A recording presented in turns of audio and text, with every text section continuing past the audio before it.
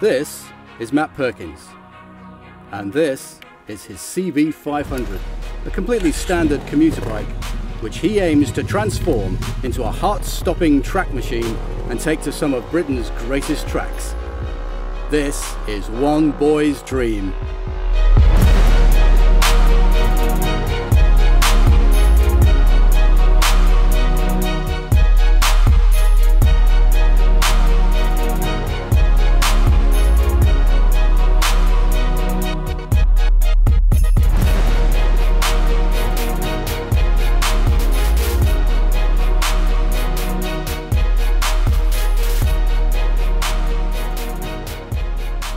When we started this project, the ultimate goal was to ride at Silverstone, but obviously you can't go out there with no experience and just like hope that you do all right. I mean, it would kind of be a waste of the money getting there.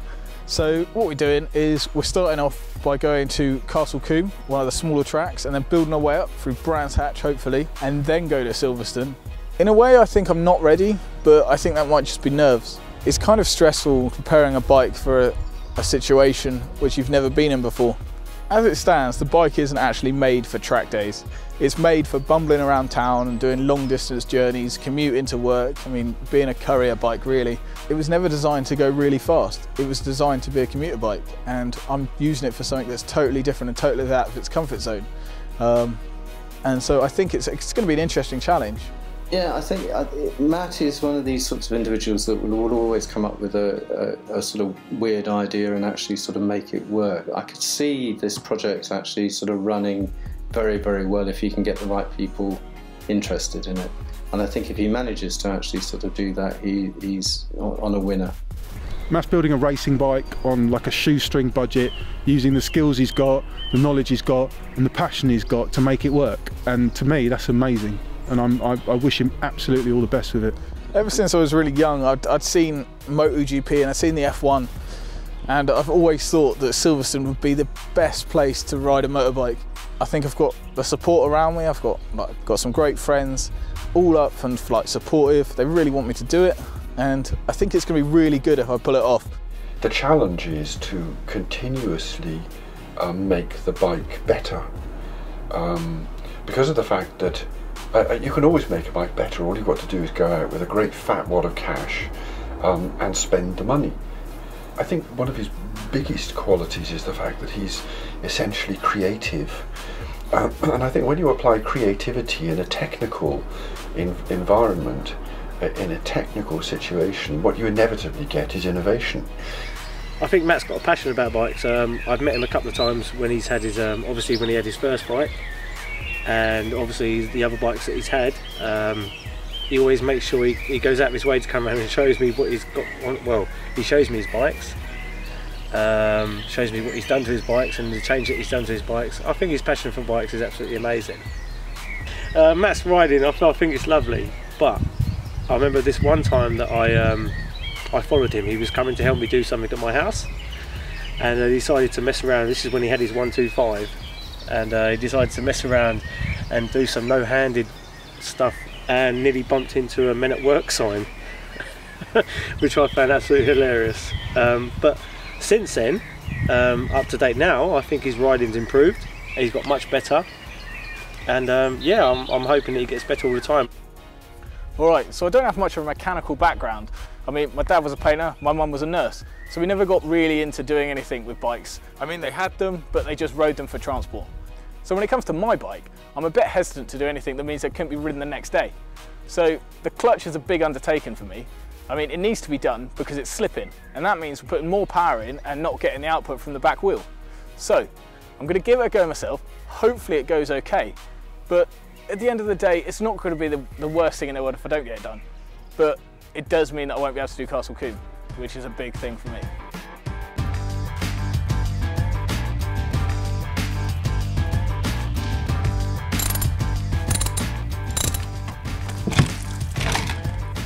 Matt's journey begins with changing the clutch, a procedure he's never attempted before. Due to a late delivery, the parts arrived 3 days before the scheduled trip to Combe. Nevertheless, it needs to be done so that the bike performs at its best.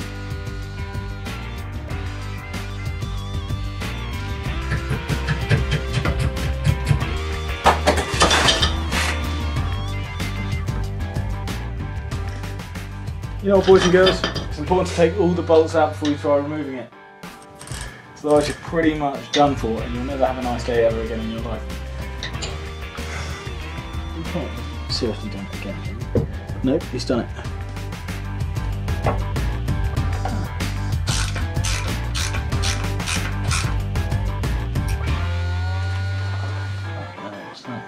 I think that's meant to look like that. That's actually bad.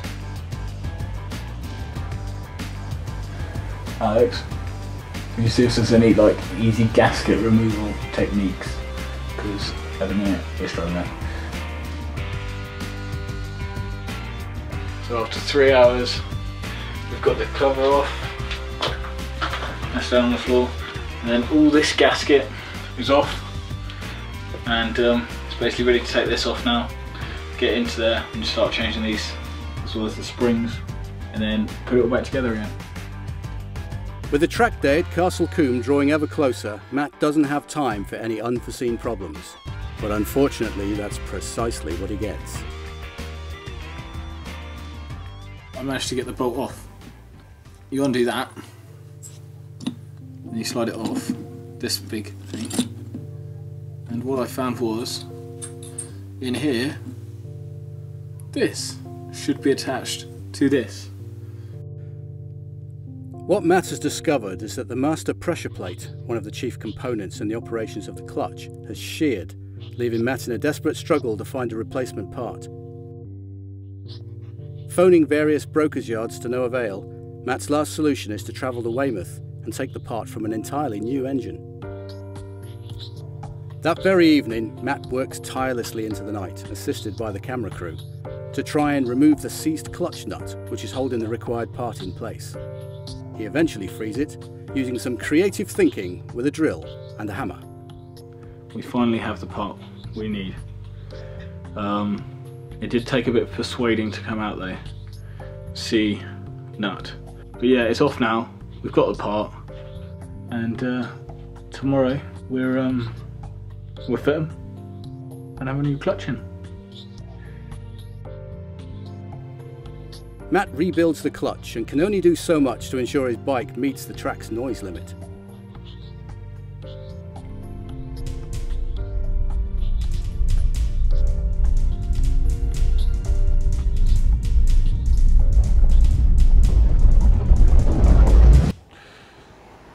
You literally wouldn't believe how nervous I am right now.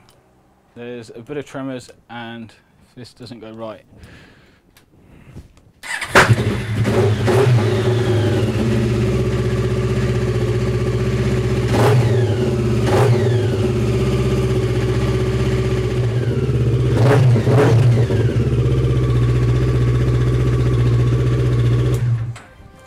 it seems to have worked. The only thing we've got to do left to do now is test drive it.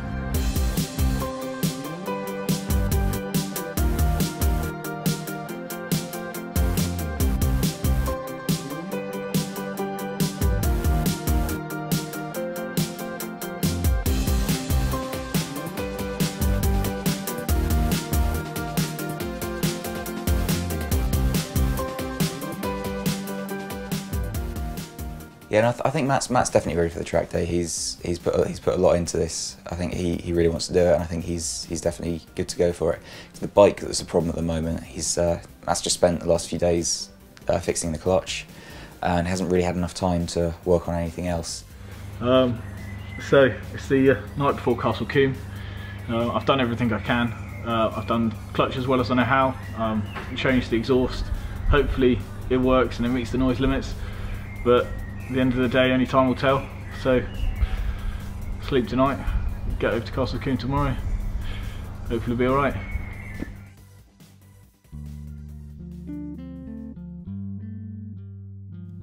This is the first track day Matt has ever attended.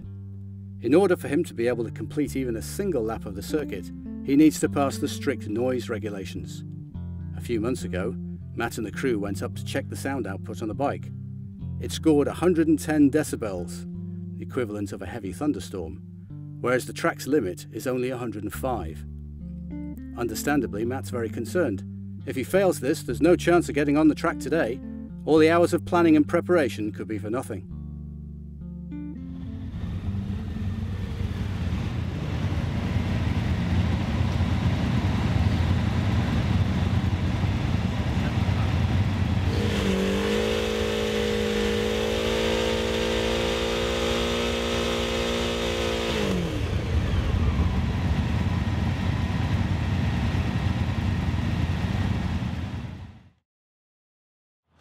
So passed the noise check, 103 decibels, the limit's 105. Pretty pleased with it. Means I can go on track, and all the stress and everything that I've been worrying about is over. We can just get on track and start enjoying ourselves, really. So yeah, I'm now excited. Now that the nerves are gone, I just can't wait to get out there. It's going to be great. Up next is the rider's briefing, which is a lot less thorough than Matt was expecting. Turns out, Matt has in fact attended the highly experienced group inadvertently, meaning that he attends the sighting laps for a class much higher than his ability.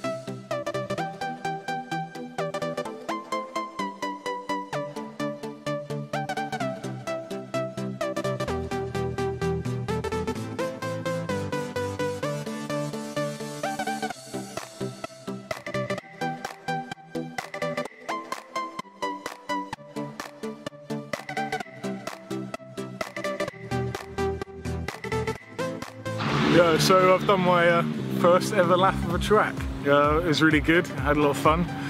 It's very fast. First off, I went out with the non-novices, so like the people who actually know what they're doing. And then I went out with the novices because I got confused to where I was going. And so next off, it's the proper laps, proper track day laps, which will be really nice. Matt is a do-it-yourself mechanic and could easily seem out of place amongst many of the other machines. Most of these riders' bikes have been tuned to the max, sitting safely on their paddock stands and wrapped in tyre warmers to assist in grip and traction, polished to perfection, stripped from their original bodywork and replaced by pure, uncompromising track fairings. A long way from Matt's do-it-yourself approach.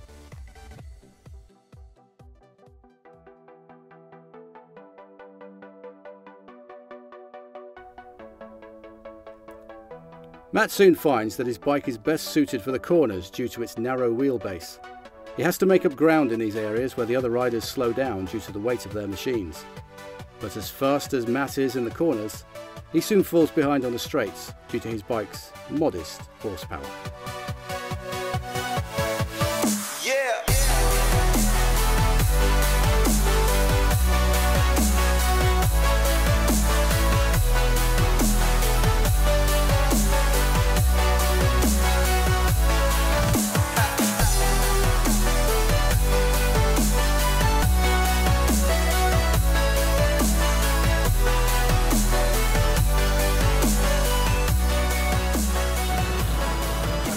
Basically, this is just to stop me getting scared if I go too fast.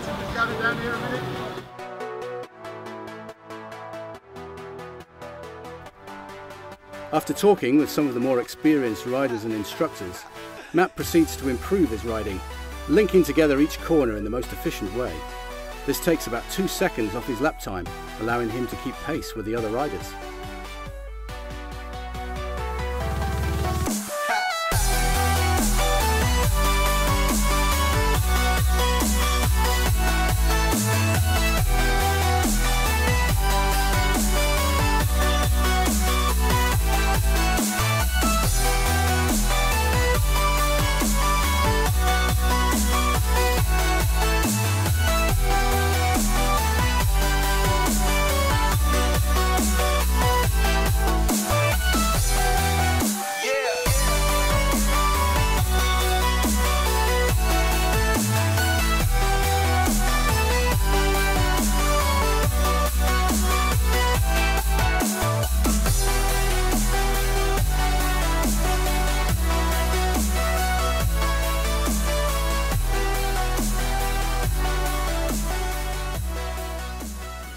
So that was my last lap. I really enjoyed it. I've had a great day, and now we've got to just think about getting home and just riding back safely. I know it's all very well doing a track day, but you've got to remember that the roads aren't a racetrack, and that's the biggest thing for me. Just got to calm down and just get home safely and do some more work on the bike. But it's just been such a fantastic day. I've really enjoyed it. Absolutely incredible.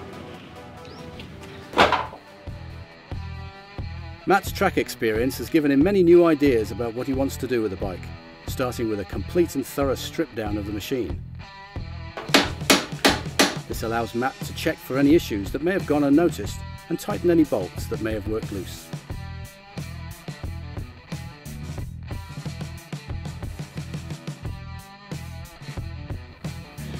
And this should, if I've worked it out correctly, just slide all the way off. Most of the bike will remain in its factory state, but Matt has identified some key areas that will improve the bike's performance. And it comes off like that. Easy as that. Lift this off. So now this beautiful back piece, which is fake chrome, all slips off nicely.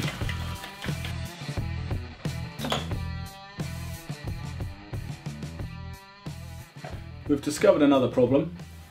If we take these two bolts out, the whole bike is going to slam down into the floor, because these are the only things supporting the front wheel, and the weight is going all the way through the head, through the stem, down through this bottom yoke, or triple tree in America. It's all the way down there and into this stand. So if we remove these, the bike's just going to fall. So if we come down here and we use this centre stand jacked up with some weights, we're going to have to lift the bike onto them, of course, and then support the back of the bike, well, not support, kind of taper it down, anchor it like you would an old ship, with two massive weights and a ratchet strap. That's the plan anyway. Hopefully it'll work, and the bike won't end up a twisted wreck of metal.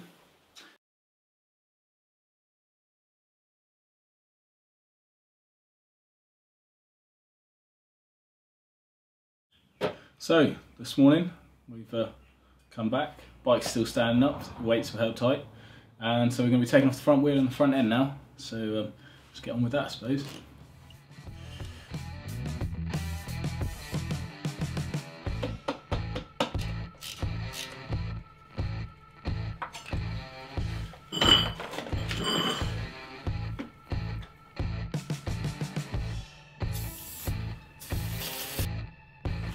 That's that off, one fork off. There we go, second one off.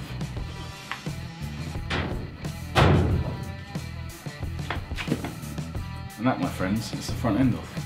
That front wheel used to be there.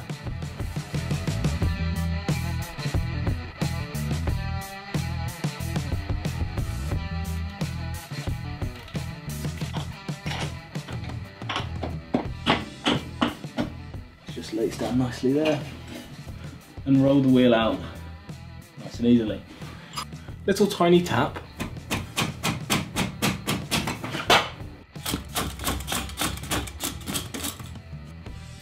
When it comes to undoing these bad boys, these big old bolts, you can use the Allen key, but there's quite a bit of force put on that and it ain't going nowhere. So what we need to do is add leverage. So what I've got here is an old, slightly bent fork stanchion. We slide it on to the existing one and then begin to twist. Easy as that, see? And now we're done. Bike's very different from how it started out. It's taken quite a few hours to get it to this stage, and it's going to take quite a few more hours to get it back to how it's meant to look, and well, hopefully it'll do me proud. I want to tell you about the most exciting thing of this so far, which is cutting bits apart. We're going to be cutting this bit down here, and then through here we're building something out of a nice plate of, I think it's 8mm aluminium, off an old boiler. And there's two holes being drilled through here onto another plate, and another plate's going to have two more holes drilled about here. which means that they're going to be jacked up effectively when this piece, the invisible piece, is put onto the bike. Like that. And so these bits will bolt onto the bike in these holes here. So next up's the fairing. We've got a few little bits here. We got them off a guy on the internet. Wanted rid of them basically. They're off some sort of Honda, Yamaha, basically an older bike. Good colour though. But yeah, we're going to do some work to them, clean them up, like smooth them down, maybe a bit of cutting and filling. So to make sure they fit, we're just going to have to give them a few measurements. I reckon the best way of doing this is kind of, it's about from there to there. So we bring this arm up, bring it over, and lay this kind of central.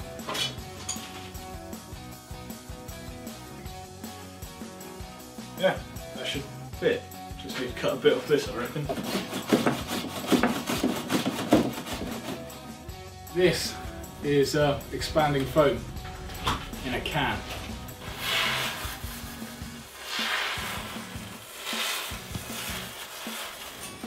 Very sticky stuff this, so you don't want to get it on your hands. Oh, brilliant. Oh no. No. Basically, the fact that expanding foam expands and doesn't have the most adhesive properties meant that it all fell on the floor over here first, and then I managed to scoop something up with my hands, not thinking about how it would have actually bonded to my fingers and skin and hair. And now we've got it all in a nice, reasonably nice, oh shit, it's still sticky. And now I've got to get all this shit off my finger before it goes rock hard and I just left like a tree man. Once the expanding foam is cured, Matt goes about refining the design so the fairing doesn't hit the front wheel and better fits the bike. Matt puts time and energy into the preparation of the fairing, allowing him to produce a firmer, more uniform and ultimately stronger fiberglass finish.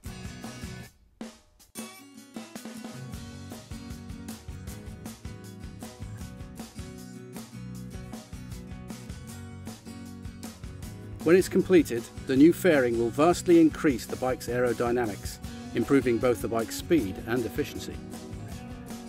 To attach the fairing to the bike, Matt has designed a unique mounting bracket, which incorporates a Jeep headlight, an unusual part that is unnecessary for the track, but essential to keep the bike road legal. After a long week, Matt has fully assembled the new and improved bike with an assortment of second-hand parts and adapted parts from other bikes. So in mechanical terms, the bike is ready for the track, even if it doesn't look it.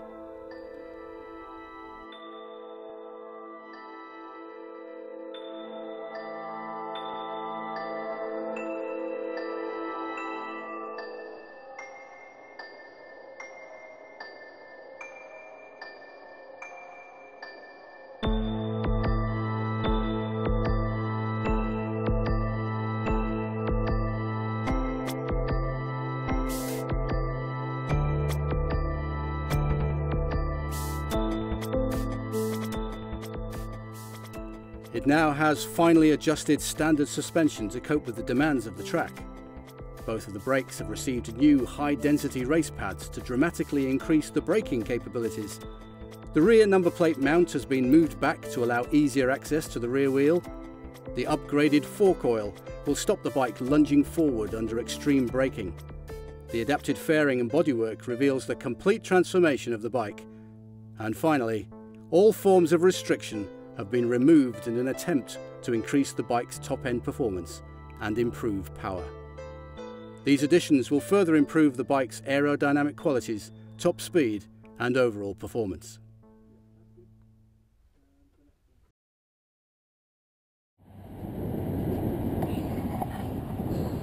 Two gloves on.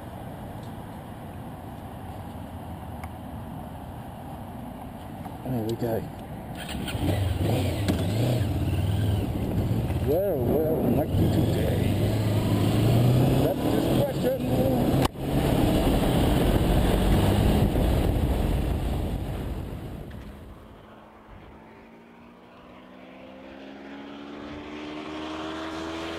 During some routine pre-track testing, Matt gets to know every element of the bike's performance. Matt finds that the ride is noticeably better and the bike is more fuel efficient, which is great for road use, but more importantly, it's significantly faster for the track.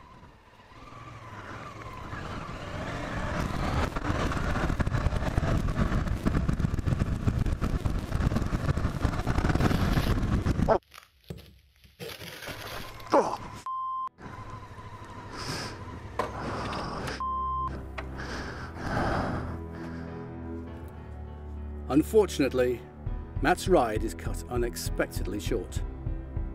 The fairing has caught on a speed bump, as Matt hadn't considered the ground clearance of everyday roads, choosing instead to model the bike on professional GP machines. This mistake could cost him dearly. He may not have the fairing adequately repaired in time for Brands Hatch.